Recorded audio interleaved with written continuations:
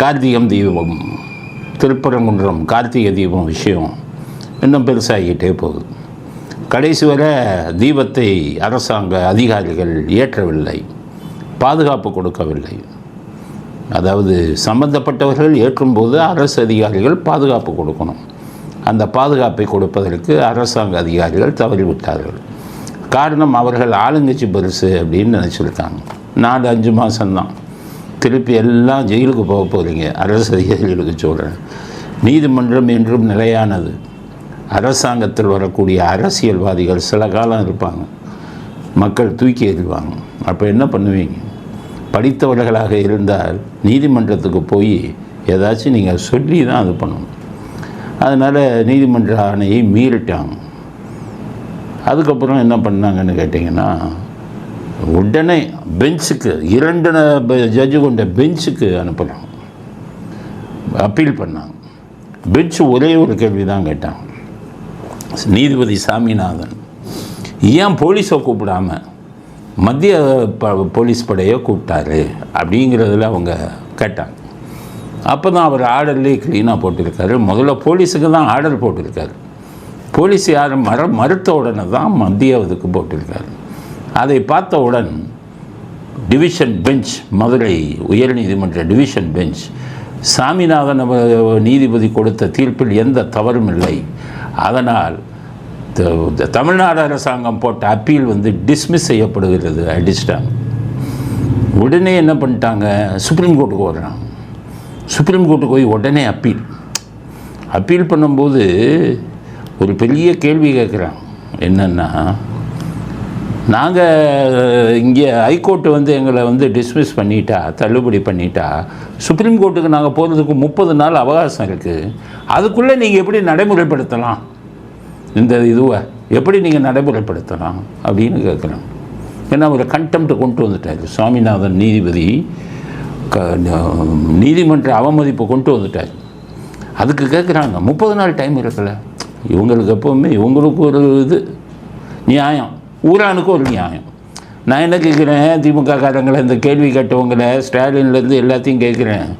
Karunanidhi இறந்தார night 2 மணிக்கு உயர் நீதிமன்ற 2 நீதிபதிகள் அடங்கிய பெஞ்சு கருணாநிதி அவர்களுக்கு சமாதி கொடுக்கணும்னு ஆர்டர் போட்டாங்களே, அதுக்கு 30 நாள் அப்பீல் பண்ணுறதுக்கு சுப்ரீம் கோர்ட்டில் கால அவகாசம் இருந்ததில்லை. அப்போ மட்டும் எப்படி மறுநாளே போய் உங்கள் கவரை பீச்சில் புதைச்சிங்க? அப்போ நீங்கள் அப்பீலுக்கு வெயிட் பண்ணலையே 30 நாள் கழித்து அவர் இப்போ உடனே ஐஸில் வச்சு தான் நீங்கள் பார்த்துருக்கணும் சுப்ரீம் கோர்ட்டு தீர்ப்பு என்னன்னு. அன்றைக்கி மட்டும் சுப்ரீம் கோர்ட்டு கண்ணுக்கு தெரியல.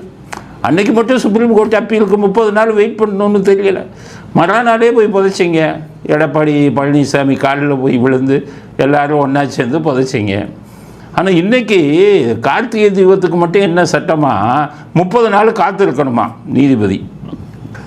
நீதிபதி என்ன பண்ணிட்டாரு, கண்டெம்ப்ட் ஆஃப் கோர்ட் அவமதிப்பு வழக்கு கொண்டு வந்துட்டார். கொண்டு வந்தோடனே இந்த கூட்டம் போய் என்ன சொல்கிறாங்க, நாங்கள் சுப்ரீம் கோர்ட்டில் அப்பீல் பண்ணிட்டோம், தயவு செய்து தள்ளி போடுங்க. 9ஆம் தேதி போட்டிருக்கார். சுப்ரீம் கோர்ட்டுக்கு போனாங்க. தலைமை நீதிபதி முன்னாடி வந்தது. உடனடியாக எங்களுக்கு இந்த மாதிரி கொடுத்துட்டாங்க, நீதிமன்ற அவமதிப்பெல்லாம் கொண்டு வராங்க அப்படின்னு ஒன்று தலைமை நீதிபதி. இது அவ்வளோ ஒன்றும் பெரிய முக்கியமான விஷயம் இல்லை, நீங்கள் அப்பீல் கேட்குற அளவுக்கு பெருசு இல்லை, அதனால் சாதாரண கேஸோடு சேர்ந்து போடுறேன் அப்படின்ட்டு. உடனே இந்த கூட்டத்துக்கு இப்போ என்ன செய்யுதுன்னு தெரியலை. ஒவ்வொருத்தரும் ஒன்று பார்லிமெண்ட்டில் போய் பிரச்சனை பண்ணுவோம். டிஆர் பாலு, கனிமொழி என்ன சொல்கிறாங்க, மத அரசியலை கொண்டு வருகிறது பாஜக. மத அரசியலை கொண்டு வர்றதே திமுக தான் இதை மத அரசியலாக்குது. இஸ்லாமியர்களுக்கும் இந்துக்களுக்கும் இடையே எந்த பிரச்சனையும் இல்லை. ஏற்கனவே மத அரசியலை கொண்டு வந்தது நீங்கள் தான், உங்கள் மேலே தான் தப்புன்னு நான் சொல்லலை. தங்கத்தமிழ் செல்வன் உங்கள் எம்பி ஏற்கனவே பேசியிருக்காரு, இந்த வீடியோவை பாருங்கள். இங்கே இப்போ புறமலைக்கல்லருக்கோ அங்கே இருக்கிற இஸ்லாமியர்களுக்கோ எந்த கருத்து வேறுபாடும் இல்லை. இப்போ புதுசாக நான் போய் கடா வெட்டுவேன், பிரியாணி கொடுப்பேன், ரத்தம் புலி காமிப்பேன்னு சொல்லும்போது தான் பிரச்சனை உருவாகுது. இது தேவையில்லாத இஷ்யூ.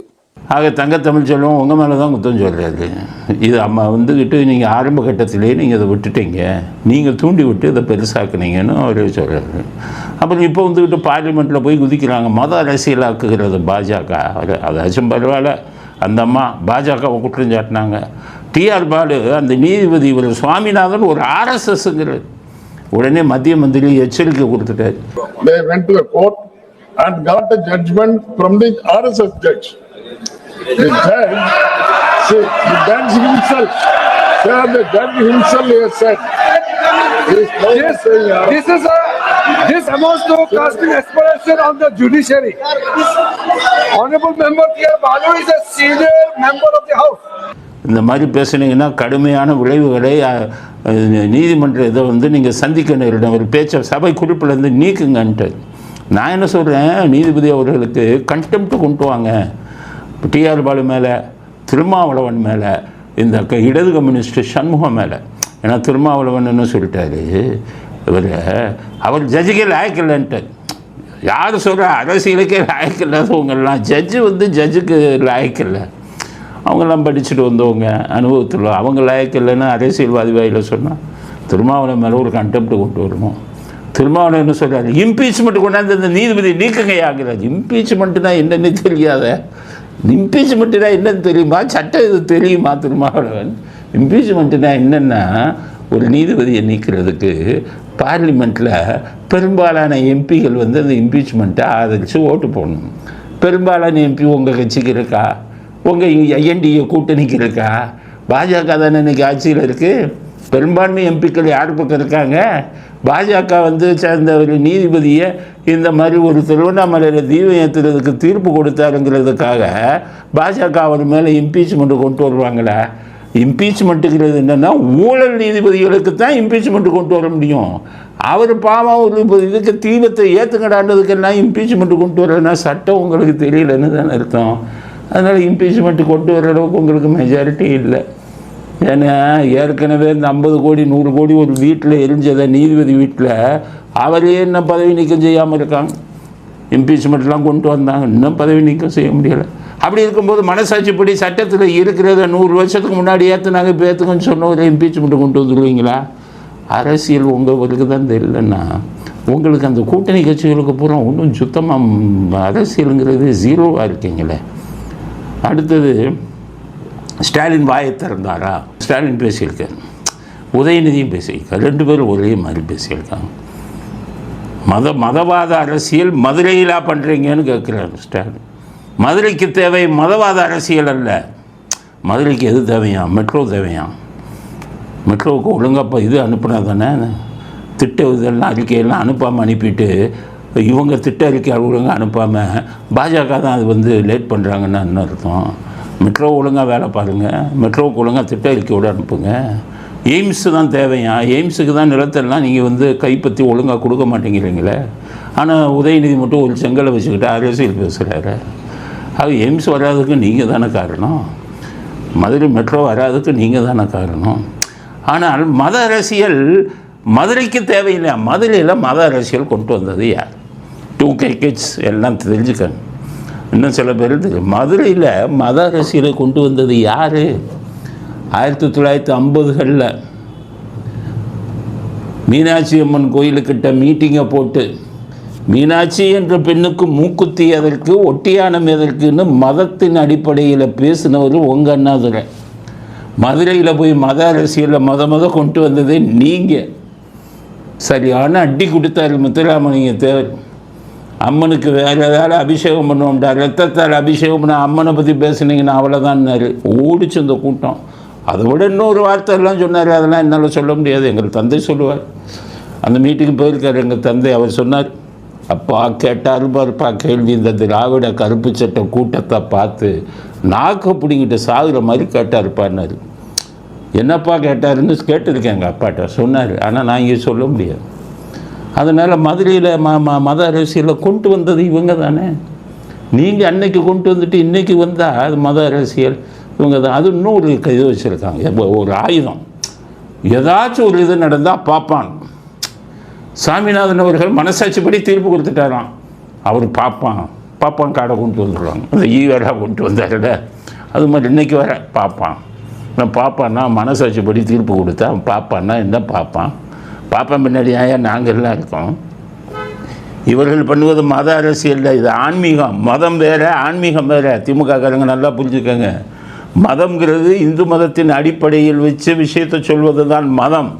கார்த்திகை தீபத்தை வந்துக்கிட்டு அந்த கோயிலில், திருப்பரங்குன்றம் கோயிலில் ஏற்கணும் என்று சொல்வதில் மதம் இல்லை, அங்கே ஆன்மீகம்தான் இருக்கிறது.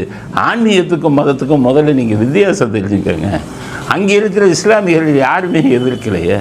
முன்னாடி ஒரு எம்பி, முஸ்லீம் எம்பி, இஸ்லாமிய எம்பி அங்கே போய் சிக்கனு மட்டன்லாம் வச்சு பிரியாணி சாப்பிட்டார். இன்றைக்கி அந்த எம்பி ஏதாச்சும் எதிர்ப்பு தெரிவிச்சிருக்காரா? அப்போ மதம் எங்கே வந்தது?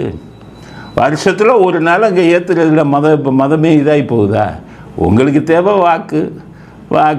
எலெக்ஷன் வருது, எதையாச்சும் ஒன்று சொல்லி இஸ்லாமியர்கள் ஓட்டாங்க. இஸ்லாமியர்கள் ஓட்டெல்லாம் மாறிட்டாங்க. இஸ்லாமியர்கள் உங்களை பற்றி புரிஞ்சுட்டாங்க.